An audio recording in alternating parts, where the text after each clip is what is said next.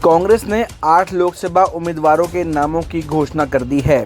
करनाल लोकसभा से यूथ कांग्रेस के प्रदेश अध्यक्ष दिव्यांशु बुद्धिराजा को प्रत्याशी बनाया गया है, जिसके बाद से ही युवा कांग्रेस से जुड़े समर्थकों में खुशी की लहर दौड़ पड़ी है।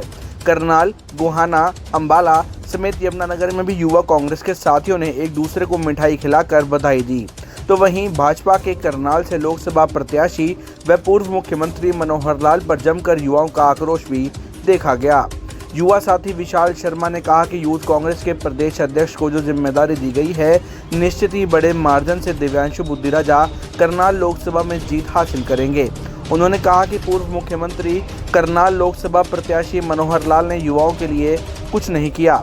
हरियाणा का युवा आज बेरोजगारी में पूरे देश में नंबर 1 पर पहुंच गया है।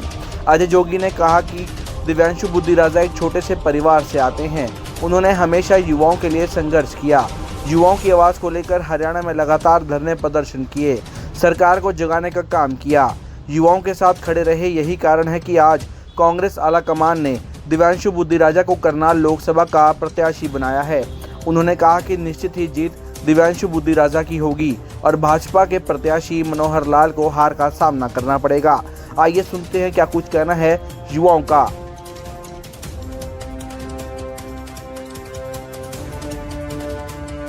आज युवाओं के लिए बड़ी खुशी की बात है।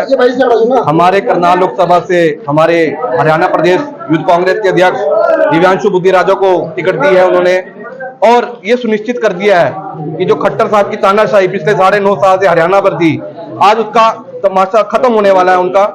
और जो उन्होंने युवा बेरोजगारों के लिए सड़कों पे लाठी, कभी किसानों पे लाठी चार्ज करवाए, कभी युवाओं पे, तो एक तरह से उनका रिटायरमेंट होने का टाइम आ गया है।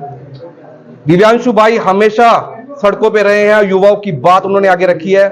चाहे सीट के पेपर हो, चाहे पेपर लीक की बात हो, चाहे 134 से हर जगह सड़कों पे उन्होंने धरना प्रदर्शन दिया और युवा शक्ति की आवाज उठाई है।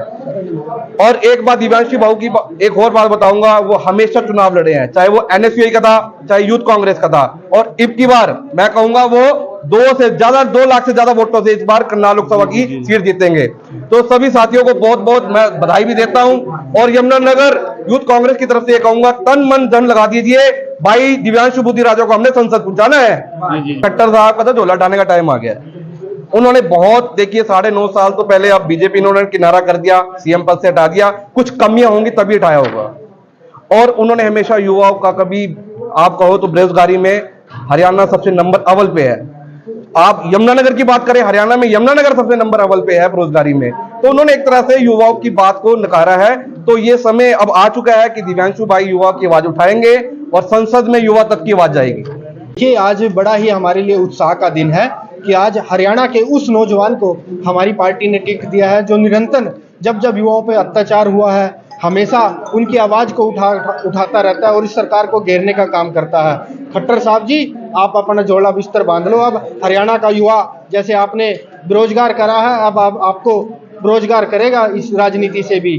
और दिव्यांशु भाई ने अपनी राजनीति सफर में 3 चुनाव लड़े हैं। पहला पंजाब यूनिवर्सिटी का, दूसरा एनएसयूआई हरियाणा का, तीसरा युवा कांग्रेस का, और ये चौथा चुनाव अब वो मैदान में है। इस चुनाव में भी हम निश्चित तौर पर, जैसे वो पिछले तीनों चुनाव में 2-2 लाख वोटों से जीते हैं, निश्चित तौर पर अभी भी 3 या 2 लाख के मार्जिन से इस चुनाव में जीतकर हरियाणा के युवाओं की आवाज संसद में उठाएंगे। निरंतर जिस प्रकार से युवाओं का खिलवाड़ इस सरकार में किया, 2 करोड़ नौकरियों का वादा करके मोदी सरकार ने किया था, उसके खिलाफ राहुल गांधी जी ने एक आवाज उठाई थी कि युवाओं का अब समय आएगा। तो वही उसी को लेकर राहुल गांधी जी की सोच को देखते हुए हरियाणा के इस साधारण परिवार से निकले हुए संघर्षशील नौजवान को करनाल लोकसभा से प्रत्याशी बनाया गया है। खट्टर साहब की बात अगर आप कर रहे हो तो मैं बताऊं, अगर मान लो कोई व्यक्ति छोटे छोटे भी चुनाव लड़ता है ना, तो उसका सपोर्टर होता है। मैंने आज तक कोई खट्टर का सपोर्टर नहीं देखा, पहली बार जो खट्टर को सपोर्ट करता हो, मतलब उसकी राजनीति करता हो।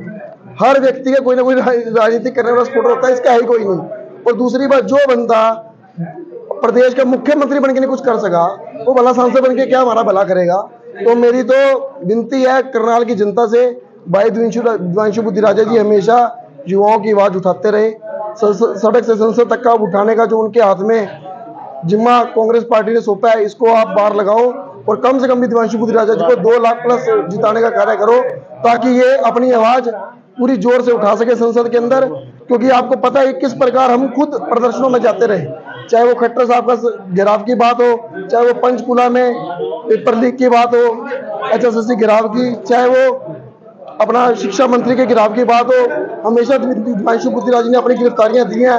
तो अब समय आ गया कि उनकी कलम में ताकत भरने का, और इसमें हम पूरी जान झोंक देंगे। और हम दिव्यांशु बुद्धिराजा जी को अपनी तहे दिल से गिराव से धन्यवाद करते हैं और बधाई देते हैं कि वे हमारी उनकी शुभकामनाएं उनके साथ है। सबसे पहली बात तो जो हमारी हाईकमान ने एक आम परिवार के लड़के को टिकट दिया है, इससे सारे युवाओं में बहुत खुशी की लहर है। और हमारे जो प्रदेश है अध्यक्ष दिव्यांशु बुद्धिराजा जी ने लगातार युवाओं की आवाज़ सड़कों पर उठाई है। और जो हमारे पूर्व CM खट्टर साहब है, अब तो उनकी रात की नींद भी उड़ गई है। कांग्रेस हाईकमान का बहुत बहुत धन्यवाद, जिसने जमीनी स्तर के नेता को टिकट दी। और आज से ही खट्टर साहब की विदाई तय है, क्योंकि इस सरकार ने 9.5 साल में युवाओं को और किसानों को लठ मारने का ही काम किया है। अब सारे युवा इकट्ठे होकर खट्टर साहब को करनाल से हराने का काम करेंगे और दिव्यांशु बुद्धिराजा जी को कम से कम 2 या 2.5 लाख के मार्जिन से जिताने का काम करेंगे। पूरी युवा कांग्रेस एक साथ होकर दिव्यांशु जी के साथ चलेगी और उनके लिए मेहनत करेगी।